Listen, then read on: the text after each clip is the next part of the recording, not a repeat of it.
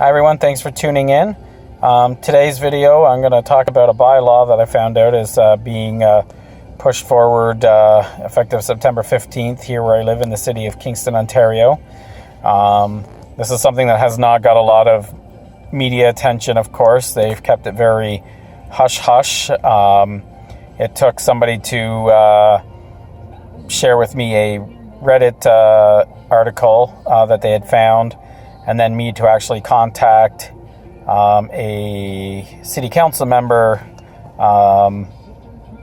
to see if they knew anything more about what was happening, who then linked me to an article by the CBC, which that CBC article I will share in the comment in the description so that other people can read up on it. Essentially, the taxi commission here has decided to put in a bylaw to what they call regulate companies like Uber and Lyft that want to operate here in the city of Kingston.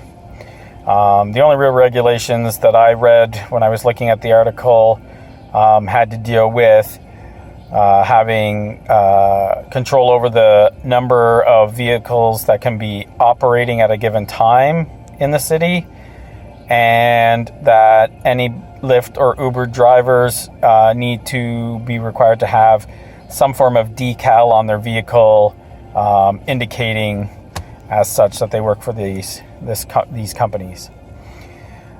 Really, the big thing that is being thrown into this regulation is actually extreme fees that they want these companies to have to pay to operate here. What this amounts to is that these companies more than likely will cease to operate in the city because the fees that they're looking at charging is going to work out to be around $350 to $950 additional fees for the drivers that are working for these companies, which then means obviously you would have to jack up the prices for the service to prices that will for sure be way more than what it costs for a taxi, because that's exactly what they're doing. They're trying to protect their friends that they have that work in these taxi companies. Has nothing to do with any sort of level playing field as they claim it to be. And actually the fees, chances are you'd be paying more to try to get an Uber or Lyft ride here than in like Ottawa or Toronto, which to me is just ridiculous. So how this impacts me is I was actually applying to become an Uber driver. I've been looking to make, still am looking to make some changes in my life. I've been working in jobs that have been very unforgiving and unflexible when it comes to people with mental health, even people with physical disabilities that can be seen have had issues, let alone people like myself that have a mental disability that there's still a lot of stigma around. And anybody who suffers from a lot of the same mental health issues as I do can relate in these jobs of like fast food retail type stuff. A lot of these companies, it's very unforgiving, both behind the counter and in front of the counter. You have, you get flack from management. You're constantly finding that in the interest of more money, people are being, hours are being cut, people are being taken away, which adds more pressure because it's more work for less people to have to try to perform the exact same tasks. And then on the other side of the corner is while this is happening and you're unable to keep up with how busy it can get, you have people treating you like shit, like you're some sort of lesser human being just because you flip a burger or you pour a coffee, berating you and bearing down on you. And when you're already feeling less than a human being, it doesn't help when you're basically getting that reinforced by everybody around you.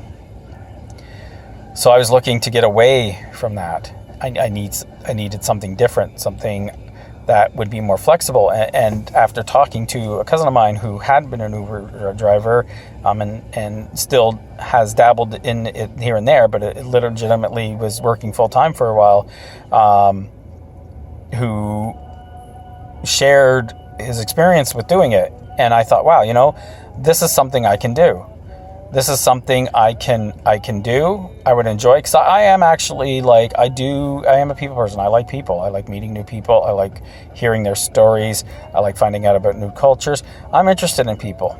The jobs that I work in and the job I'm working in now, however, put me to a point where I can't stand being around people. And it makes me hate people and be like, what the fuck is wrong with people?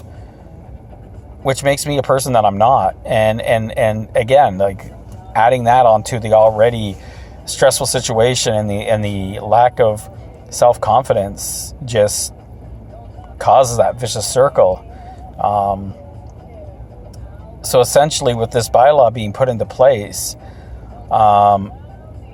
they are making me possibly lose an opportunity to be able to do a job that I can enjoy and that would be extremely flexible for me to be able to help continue to keep up with appointments and have better sleeping patterns and eating habits, because I can form my own schedule, and be able to make a little more, some more stability in my life, which would hopefully help with a lot of the depression and anxiety that I suffer from.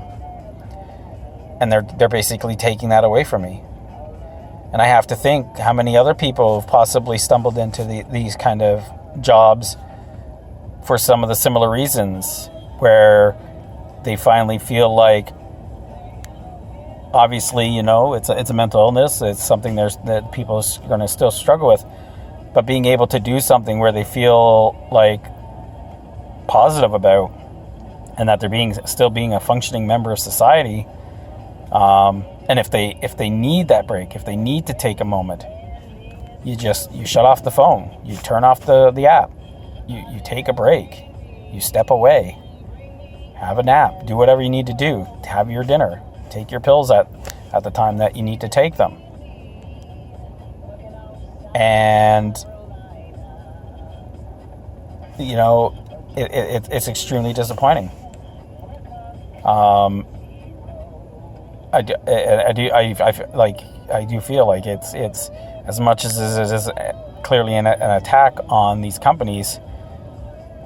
I also take a bit of a personal attack on people like myself who are looking to still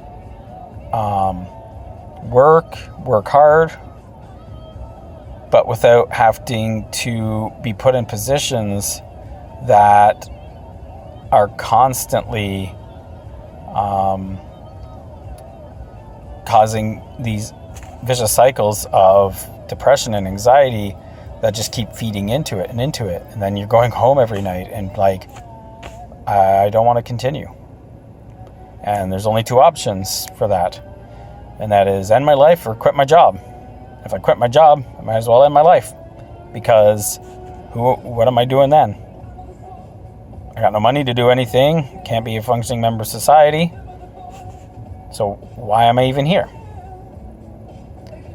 So I really think, obviously people are going to have different opinions, people are going to have different thoughts. I know there's controversy behind Uber and some of its vetting processes and safety and things like that, but this bill doesn't cover, this bylaw doesn't cover any of that. It literally is just pushing this company out of the city. So, it's extremely disheartening. And I find myself back at square one, what am I going to do? I'm going to keep going to this job, which is continuously never being flexible. It's continuously being extremely overbearing and stressful and unhealthy for me. Do I just keep pushing forward like I always do until finally something snaps? I don't know. Something to think about, I guess, eh? And that's something else. Like, there's no thought of who else this might be impacting by taking away these job opportunities. You know? It's again, it's very disappointing, disheartening, and it's again got me feeling like shit. Because just when I think I've got something figured out, the rug's pulled out from under me. Now, you know, things could change in the next few months. You know, I'm also looking at the possibility, maybe am I able to still become an Uber driver and I just won't operate in Kingston. Yes, that will mean some extra gas to have to drive out to one of the other nearby cities here. But if it means that, again, I have some of that freedom and can still make a living wage and be able to, you know, function, then that great, maybe that's what I'll do. But at this point in time, again, I just feel completely defeated. Again, something that has been put in the way of me trying to better myself and get myself in a better position in life. It's hard. Well, thanks for listening. Again, I will be back. I think my next video I will do my top 10 anime, just to kind of lighten things up, as the last 3 videos have been very much more dealing with the mental health and been a little bit of a downer, so to speak.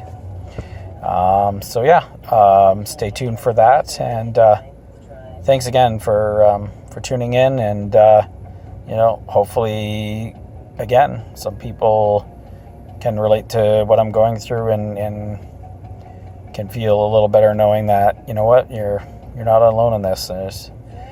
It's a rough fight. There's other people in it with you. So try to take care of yourselves, and until next time, try to keep your chins up. Bye.